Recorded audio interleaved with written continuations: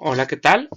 Vamos a dar inicio a nuestro video examen de lesiones epiteliales.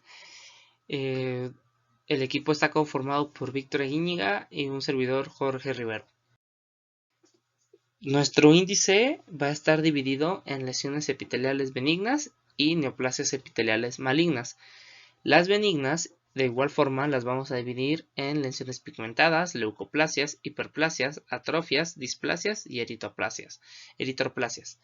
Y las neoplasias epiteliales malignas vamos a tocar el tema de carcinomas y de melanomas. Empezando por el papiloma plano, es una proliferación epitelial benigna. Su etiología aún no es del todo clara. Se ha demostrado que en la mayoría de los casos las proliferaciones papilares benignas de la mucosa se deben o están asociadas al virus del papiloma humano. Va a ser una lesión papilar exofílica que suele medir menos de 1 centímetro, puede ser sesil o pediculado, es blanca, queratinizado o rosado cuando no está queratinizado. La mayoría de las lesiones son solitarias y se presentan comúnmente en paladar blando, úvula, superficie ventral y dorsal de la lengua, encía y mucosa oral.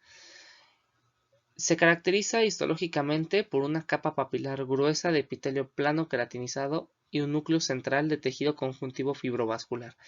Las proyecciones papilares pueden ser largas y digitiformes o cortas, redondeadas y romas. Las variaciones histológicas que se observan en el papiloma plano pueden representar el espectro morfológico normal de una lesión única o pueden indicar que el papiloma plano constituye un grupo heterogéneo de lesiones papilares con etiologías diferentes. Su tratamiento consiste en la extirpación quirúrgica de la base de la lesión y una pequeña área del tejido conjuntivo que la rodea. Es rara la ocasión que hay una recidiva. Pasamos ahora a hablar del queratoacantoma. Este es una neoplasia epitelial benigna de igual forma, que se presenta principalmente en la piel expuesta al sol, especialmente en la cara de pacientes de más de 50 años de edad. La proporción de hombre a mujer para este tumor es de 2 a 1, aunque la mayoría de las lesiones aparecen en la piel pilosa, también se pueden presentar en el labio inferior. Se cree que se origina en el epitelio del folículo piloso, situado encima de las glándulas sebáceas. La mayoría de los queratoacantomas se desarrollan con rapidez a lo largo de un periodo de 1 a 2 meses y se presentan como nódulos en forma de botón nítidamente circunscritos que tienen un tapón central de queratina o un cráter lleno de queratina. Su aspecto clínico, su rápido crecimiento y su aspecto histológico sugieren en conjunto que se trata de un carcinoma epidermoide. Con todo, su frecuente regresión espontánea sin tratamiento indica que se trata de una lesión benigna. Cuando se observa bajo aumento, el aspecto microscópico del queratoacantoma se asemeja a un carcinoma epidermoide bien diferenciado. No obstante, a un mayor aumento de varios rasgos distintivos importantes revelan su naturaleza benigna. ¿Cuáles son estos signos? Un tapón central de queratina rodeado por un contrafuerte en forma de copa, nítidamente delimitado, de epidermis normal, epitelio que muestra un patrón de crecimiento pseudocarcinomatoso en lugar de un verdadero patrón de crecimiento carcinomatoso. El tejido conjuntivo circundante suele presentar un infiltrado entre moderado e intenso de células inflamatorias crónicas. Su tratamiento, aunque en la mayoría de los casos los queratoacantomas involucionan espontáneamente si no se tratan, las lesiones se tratan mediante cirugía de que alcancen un tamaño máximo de 2 a 2,5 centímetros. Además, las lesiones no tratadas que remiten por sí mismas suelen dejar una cicatriz deprimida, lo cual puede ser inaceptable desde el punto de vista estético. La extirpación quirúrgica de la lesión se considera el tratamiento de elección porque este proceso es simultáneamente curativo, estéticamente aceptable y proporciona una buena pieza de tejido para confirmar el diagnóstico al microscopio. Pasamos entonces a hablar de las lesiones pigmentadas, empezando por las manchas melánicas. Estas son pequeñas áreas fisiológicas o reactivas de las superficies mucosas. Son planas de color marrón causadas por un aumento de la producción de gránulos de melanina, pero no del número de melanocitos.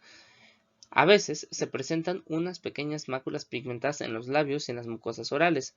La lesión del labio se denomina como mancha melánica labial y la lesión intraoral como mancha melánica oral.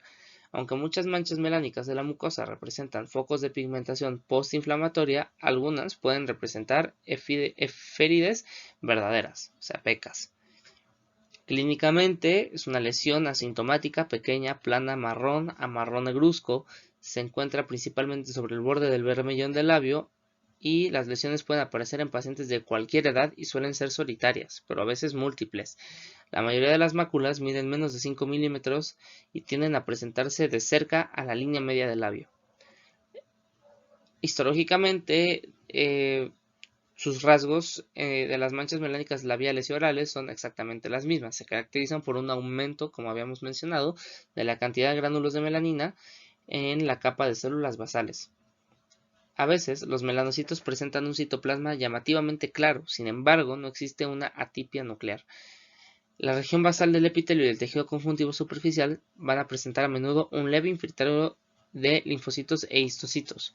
Suelen verse pequeños depósitos de melanina granular, algunos dentro de histocitos tissulares en el tejido conjuntivo superficial. En tratamiento, aunque la gran mayoría de las manchas melánicas surgen lentamente y a lo largo del tiempo, algunas se desarrollan con relativa rapidez, puesto que es posible que la simple exploración clínica no permita un diagnóstico preciso.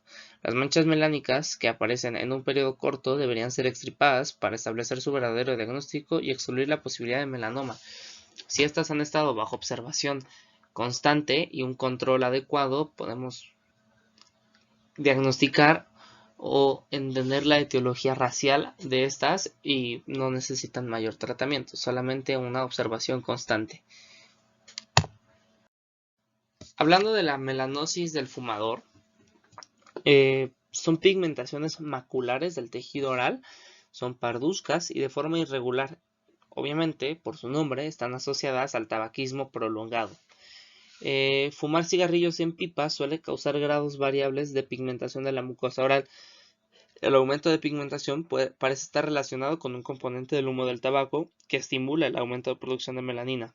Es frecuente un grado leve de melanosis del fumador en hombres y mujeres fumadores. Puede ser difícil detectar clínicamente, en especial en personas que ya presentan de por sí una pigmentación fisiológica importante, puesto que se sabe, algunas hormonas femeninas intensifican la pigmentación melánica. Se ha señalado también que la melanosis del fumador aparece en el paladar blando y debería considerarse con mayor atención porque a veces se ha asociado con enfermedades relacionadas con el tabaquismo como un enfisema y un carcinoma broncógeno. La histopatología nos va a arrojar en un área de melanosis del fumador rasgos histológicos similares a los que se encuentran en una mancha melánica, aumento de depósitos de melanina en células epiteliales basales y un tejido conjuntivo subyacente con un leve infiltrado de células de inflamación o linfocitos e histocitos. Es habitual la presencia de gránulos de melanina en las células fagocíticas del tejido conjuntivo superficial. Como tratamiento es primordialmente el dejar de fumar. Esto va a conducir eventualmente a la desaparición de la pigmentación en unos pocos meses. Si la pigmentación persistiera, es necesario una biopsia para valorar la lesión. Abordando los diferentes tipos de nevos y dando como un panorama general de lo que es un nevo, el nevo es una lesión congénita de la piel. Es benigna, exofítica, habitualmente pigmentada, constituida por acúmulos focales de melanocitos redondeados. Según la localización de estas células névicas, las lesiones se van a clasificar en intradérmicas, mucosas, de la unión o compuestas. Una forma macular, generalmente del paladar duro y formada por células fusiformes, también se va a denominar nevo azul. Hablando entonces del nevo intramucoso, primero hay que dejar claro que el nevo intramucoso y nevo intradérmico son sinónimos. El primero se presenta claro en las superficies mucosas y el segundo en la piel. Clínicamente se va a presentar en pacientes jóvenes y es una de las lesiones más frecuentes que se presenta en cavidad oral, donde comúnmente se denomina lunar. En comparación, el nevo intramucoso de la cavidad oral es de aparición relativamente rara. El nevo intramucoso de la cavidad oral se presenta como una pápula ligeramente elevada o una mácula plana en el paladar duro o la encía. Es asintomático, pigmentado y su color varía de marrón a negro. La lesión crece muy lentamente y por lo general mide menos de 1 centímetro de diámetro. En la piel, la lesión puede ser elevada o plana y de color pardo o marrón oscuro.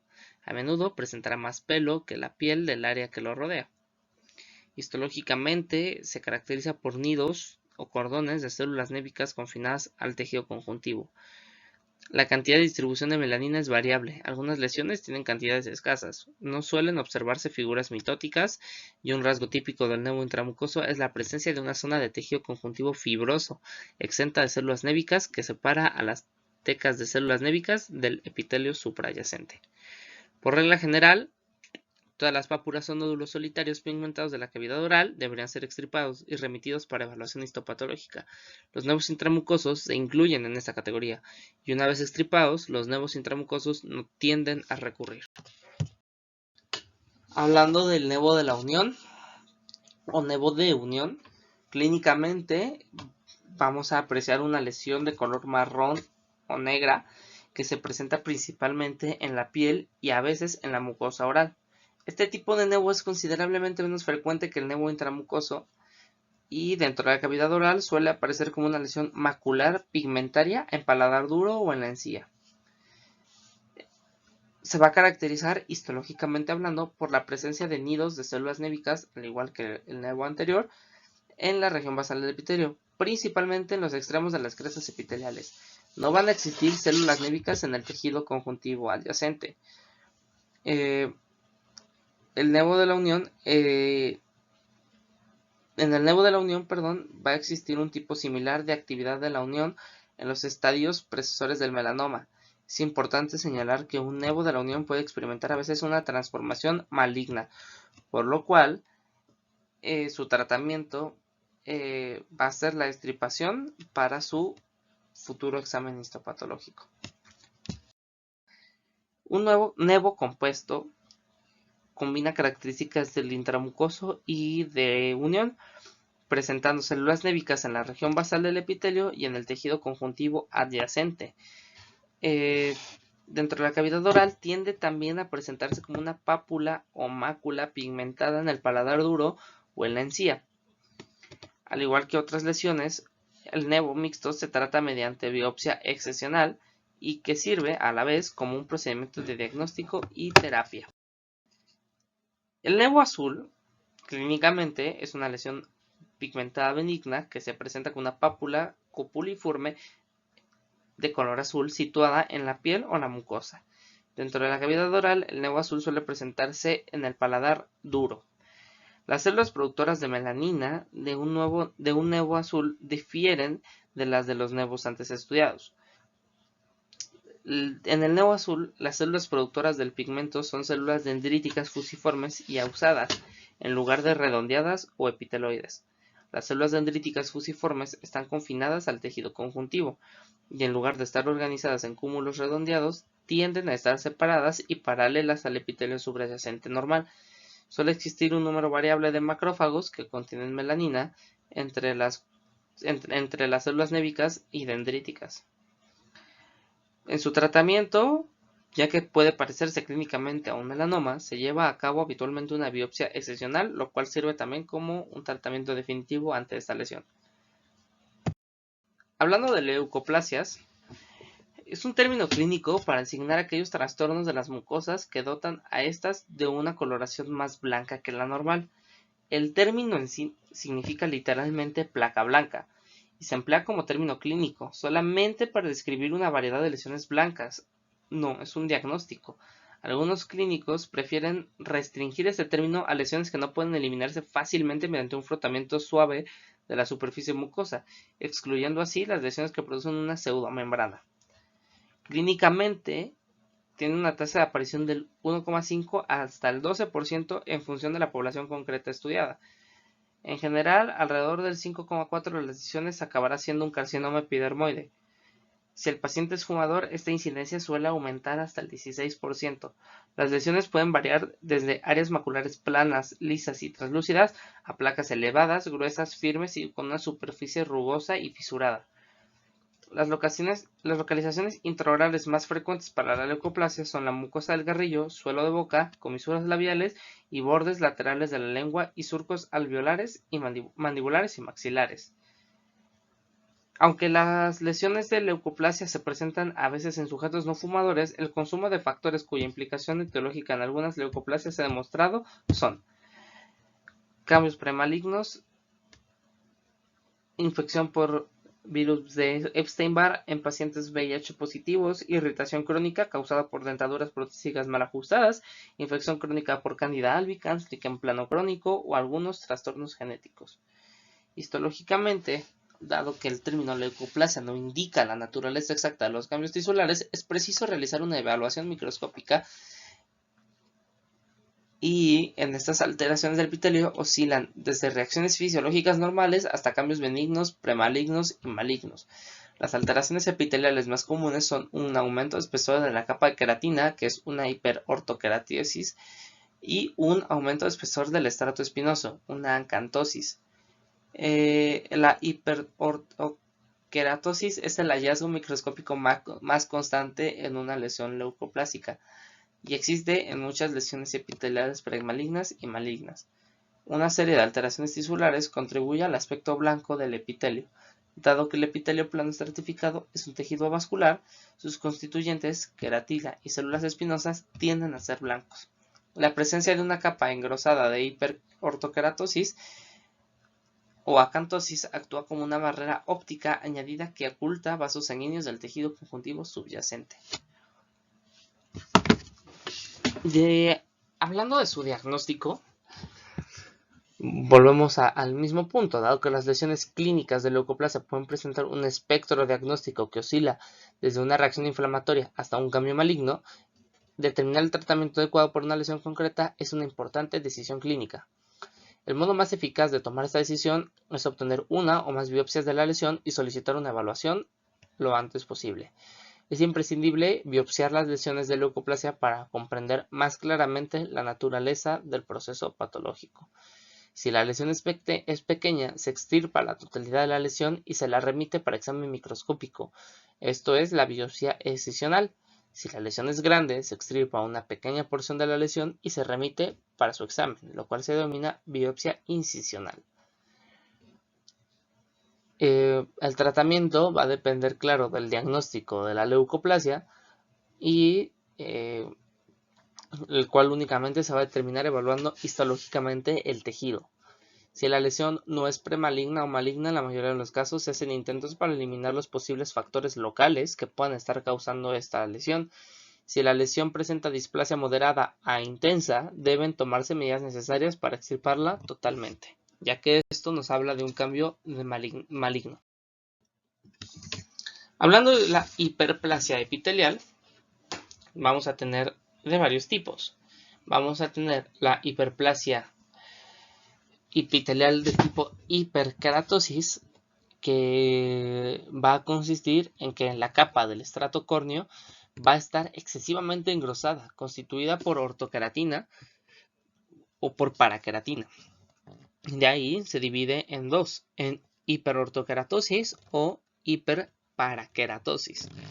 El término se usa comúnmente para designar cualquier engrosamiento excesivo del estrato córneo, dado que la capa superficial puede estar constituida por ortoqueratina o paraqueratina.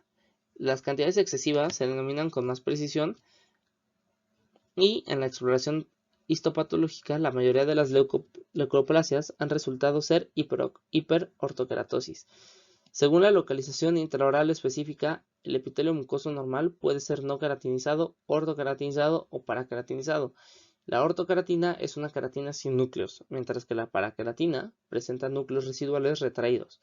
La queratina actúa como una barrera protectora sobre la piel o la mucosa normal. Diversos estímulos como la irritación friccional crónica causada por una dentadura, el tabaquismo, van a inducir por lo general a una queratinización del epitelio no queratinizado y formar adicional de queratina en el epitelio queratinizado.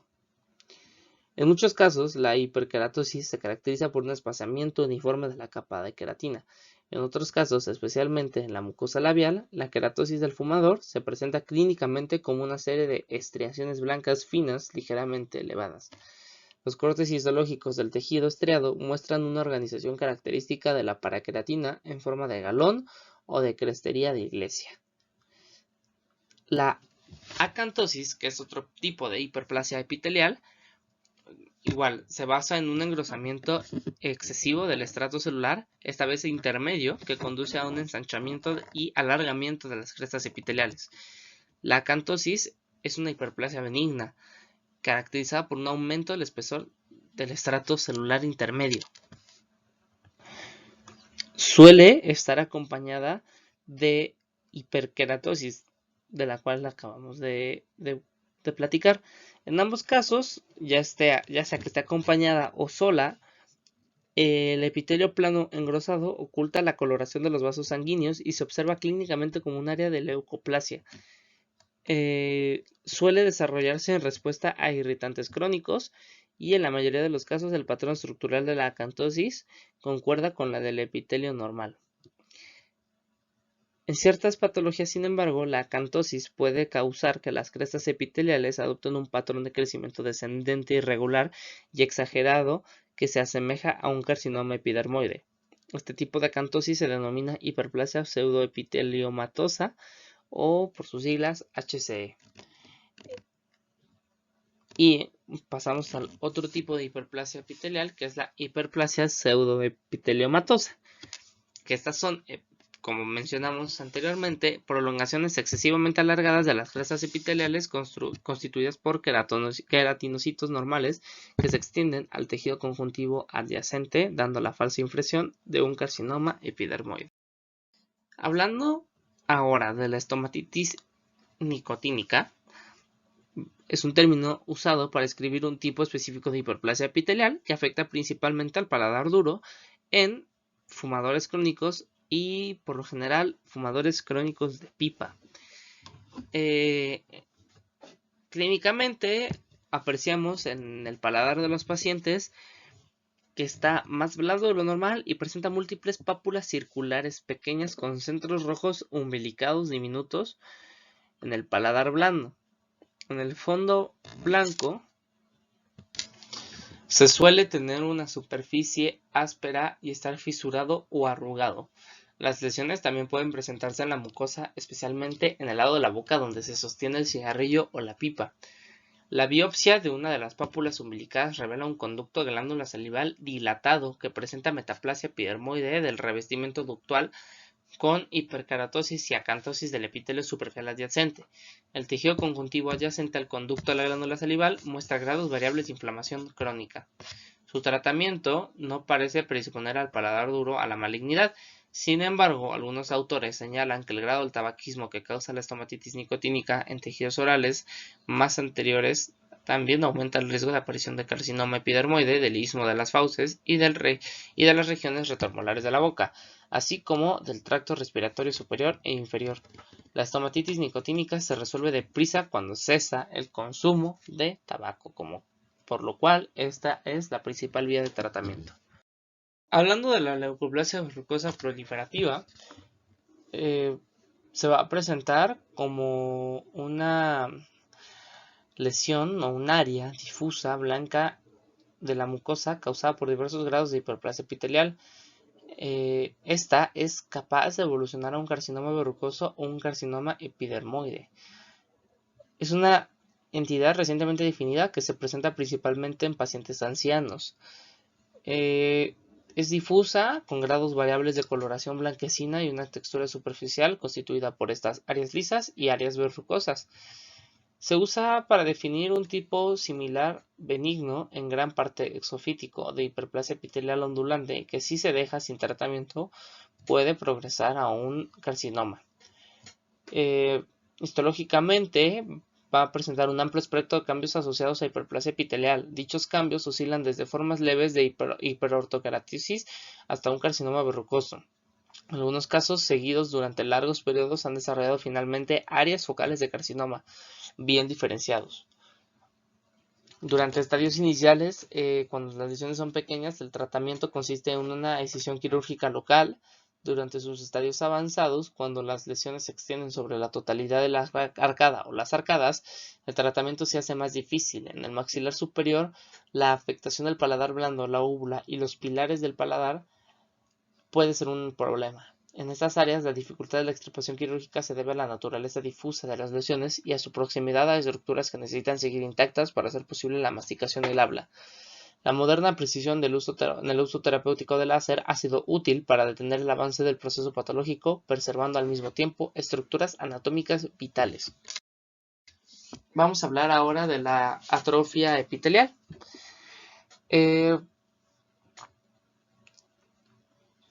Esta va a diferenciarse como áreas blanquecinas, difusas y firmes de cicatrización submucosa causadas por el contacto frecuente y prolongado de mascadas de algún tipo de planta.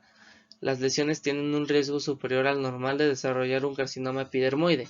La fibrosis oral submucosa es un trastorno que se parece a la esclerodermia, excepto en que está limitado por la cavidad oral.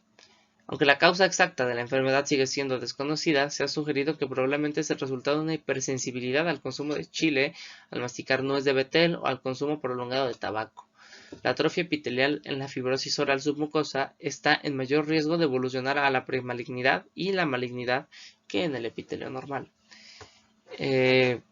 Su tratamiento suele diagnosticarse cuando la enfermedad está en una etapa avanzada y las lesiones son generalizadas. Por lo mismo, el tratamiento quirúrgico no suele ser posible, pero las inyecciones sistémicas e intralesionales de corticoides se han utilizado con éxito. Ahora, tocando el tema de la displasia epitelial, por lo general es el síntoma o la clave que nos ayuda a diagnosticar un carcinoma in situ.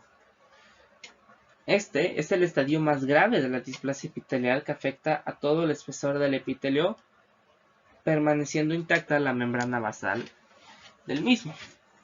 El carcinoma in situ, también denominado CIS por sus siglas, es la forma más grave de displasia epitelial y afecta la totalidad del espesor del epitelio. Citológicamente es similar al carcinoma epidermoide, salvo que desde un punto de vista arquitectónico, la membrana basal epitelial permanece intacta y no ha tenido lugar una invasión del tejido conjuntivo. Una eritroplasia es una placa roja de la mucosa oral causada frecuentemente por una displasia epitelial y también es llamada como eritroplaquia. Fue un término empleado por primera vez por Queirac para describir una lesión roja aterciopelada situada en el glande del pene de hombres ancianos. Literalmente, el término significa una mancha o placa roja. El término se usa para describir lesiones mucosas rojas de cavidad oral que no tiene causa aparente.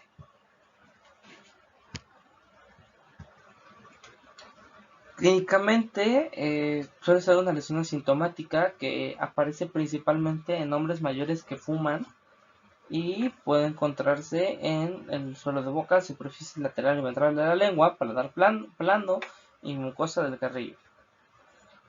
A la evaluación microscópica, las eritroplasias son unas displasias epiteliales en un 60 a 90%. En consecuencia, las eritroplasias orales deberían considerarse con un alto grado de sospecha y ser sometidas rutinariamente a biopsia para evaluar su histopatología.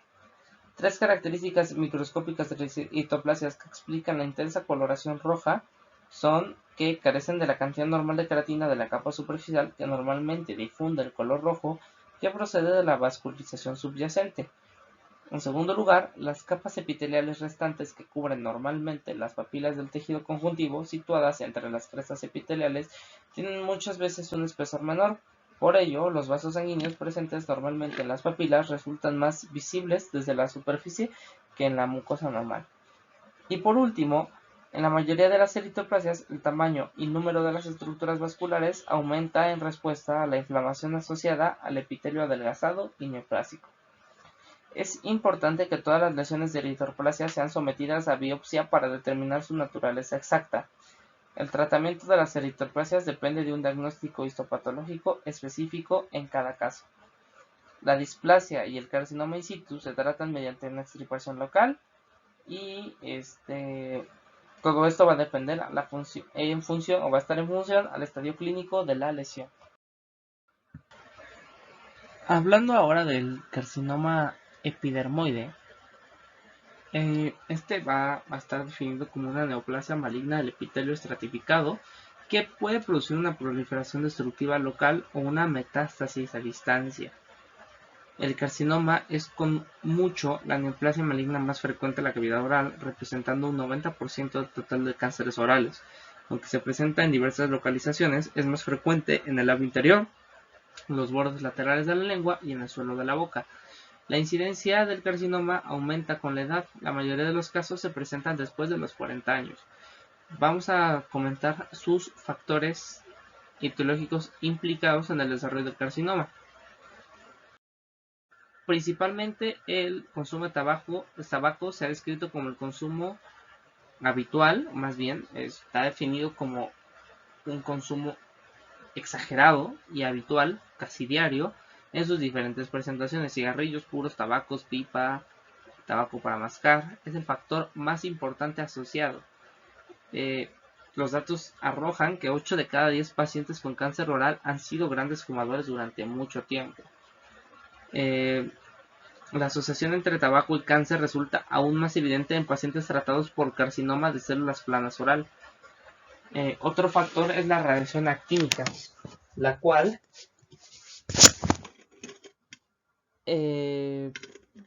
nos arroja que en personas de piel clara, que por lo general no se broncean y están sometidas a una exposición ocupacional o recreativa prolongada a la luz solar directa, corren mayor riesgo de desarrollar un carcinoma epidermoide del labio inferior.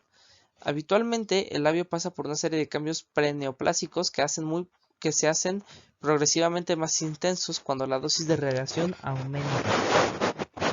El borde cutáneo o la línea de la marcación del bermellón se transforma en un margen redondeado tumefacto y la piel desarrolla varios surcos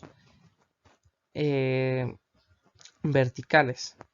Cuando el tiempo pasa y continúa la exposición, aparecen muchas veces úlceras crónicas y finalmente las úlceras dejan de cicatrizar, momento en el cual la biopsia suele descubrir que se ha formado un carcinoma epidermoide. Otro factor son las infecciones. Varios agentes infecciosos como bacterias, sífilis, hongos como la candidiasis han sido considerados factores predisponentes para el carcinoma de células planas oral. No se ha encontrado evidencia firmemente convincente que vincule estos agentes con el desarrollo per se del carcinoma. Con algunos agentes víricos se ha obtenido datos que muestran de modo más convincente su relación. La más destacada es la asociación de diversos tipos del virus del papiloma humano, comunicados con el carcinoma epidermoide. Aunque el mecanismo no está totalmente claro, se ha descrito que los productos precoces del gen del BPH se unen a las proteínas supresoras y del gen en el queratinocito, haciendo posible de ese modo un ciclo celular incontrolado. Otro factor es la inmunosupresión. El síndrome de inmunodeficiencia adquirida predispone a personas relativamente jóvenes a varios procesos malignos orales y extraorales. El sarcoma de Kaposi y el linfoma de localización oral, que en los pacientes con SIDA aparecen a edad más temprana, son también mucho más frecuentes que el carcinoma epidermoide per se. Algunas deficiencias nutricionales, enfermedades orales preexistentes y otros cofactores como el consumo de alcohol y la irritación crónica causada por dentaduras protésicas mal ajustadas, también están asociadas a la progresión del carcinoma oral. Clínicamente vamos a en su presentación más común, leucoplasias y eritroplasias. Las lesiones más avanzadas aparecen en primer lugar como una úlcera indolora, una masa tumoral o una excrescencia verrucosa. En el suelo de la boca, esta lesión también produce habitualmente una fijación de la lengua y una imposibilidad de abrir la boca totalmente. El carcinoma que invade hasta el maxilar o la mandíbula subyacente puede llevar a la movilidad o pérdida de dientes, mientras que en los que penetran profundamente en la mandíbula hay una afección del nervio dentario inferior y puede causar parestesias. Histológicamente, el carcinoma se diagnostica mediante la exploración histopatológica de una biopsia representativa del tejido neoplásico. Es común a todas las lesiones la presencia de una invasión hacia el tejido conjuntivo subyacente, y aunque todos los carcinomas tienen alguna capacidad de metastizar, hay una gran diversidad en el potencial metastático de los diversos carcinomas de células planas. Este potencial está correlacionado en cierta medida con la variedad histológica que se encuentra en el carcinoma. Esta a su vez se va a relacionar con la magnitud o el grado de diferenciación que presentan las células tumorales y la similitud entre la arquitectura del tejido y el epitelio plano estratificado normal. Los tumores que producen cantidades importantes de queratina y presentan algunos rasgos de maduración, desde células basales a queratina, se consideran unos bien diferenciados. Su localización e incidencia, como habíamos mencionado, se va a localizar en el labio inferior, en la lengua, siendo esta una zona bastante común. El total de los carcinomas de células planas y orales en lengua va a representar el 50% del total de esta lesión en boca. También se presenta en el suelo de boca, que representa alrededor del 20%, en el paladar blando, en la encía o la cresta alveolar, siendo este un lugar poco común, y en la mucosa del carrillo. Su tratamiento va a consistir, dependiendo igual de el tamaño y la evolución de la lesión. Suele tratarse siempre mediante una extirpación quirúrgica o una radioterapia. En la imagen podemos apreciar como las diferentes variaciones o los diferentes, las diferentes alternativas de tratamiento a seguir. Ahora del melanoma, esta es igual una neoplasia maligna de melanocitos. El melanoma oral puede ser de color marrón oscuro, negro o azulado, a veces se encuentra un melanoma no pigmentario. Es rojizo más que marrón o negro. La mayoría de las lesiones tienen inicialmente un patrón macular y se convierten en papulosas y o nodulares en estadios tardíos. Existe un tipo de melanoma nodular que carece de estadio macular importante. La mayoría de los melanomas intraorales tienden a crecer en dos fases, una fase de crecimiento radial seguida por una fase de crecimiento vertical. En la fase de crecimiento radial, las células neoplásicas se extienden lateralmente en todas direcciones, pero permanecen confinadas al epitelio superficial. La duración de la fase de crecimiento radial puede variar significativamente entre los diferentes tipos de melanoma. El melanoma de extensión superficial es la forma más común de melanoma maligno. Se presenta como un área macular de forma irregular, en las cuales se desarrollan finalmente áreas de melanoma nodular. Histológicamente, la fase de crecimiento radial se caracteriza por la presencia de la capa epitelial de grandes melanocitos atípicos que muestran un citoplasma abundante, pálido y están organizados en pequeños cúmulos redondos en la interfase entre el epitelio y el tejido conjuntivo. Suele ser evidente la microinvasión focal y suele emplearse el término pagetoide para designar las células claras dispuestas en el singular patrón de crecimiento intraepitelial del melanoma de extensión superficial. Las figuras mitóticas pueden ser o no llamativas. Las células tumorales invasoras pueden acompañarse de una intensa hiperplasia pseudoepiteliomatosa del epitelio subyacente. La metástasis en los maxilares, hablando un poquito de este tema, ya que estas lesiones malignas suelen o tienen una capacidad de hacer una metástasis, son posteriores a tumores malignos situados en otra parte del cuerpo. Son hallazgos raros, pero clínicamente importantes, porque pueden ser la primera señal de que el paciente tiene un tumor distante. La intensa mayoría de las metástasis de la región oral procedentes de las lesiones primarias distantes tienen lugar en la mandíbula, aunque también puede afectarse el maxilar superior. Aunque las lesiones metastásicas En la mandíbula pueden ser asintomáticas, la mayoría de los pacientes experimentan algún grado de molestia o dolor, lo cual suele ir seguido de movilidad de dientes, parestesias unilaterales o anestesia del labio superior o del mentón. La aparición de estos síntomas debería alertar al clínico hacia la posible presencia de una lesión metastásica. También suele existir algún grado de tumefacción o expansión de la mandíbula, principalmente en la región molar, la vía de extensión metastásica de las células tumorales que alcanzan la mandíbula desde un sitio primario distante. Por ejemplo, el riñón se ha atribuido habitualmente al plexo venoso paravertebral.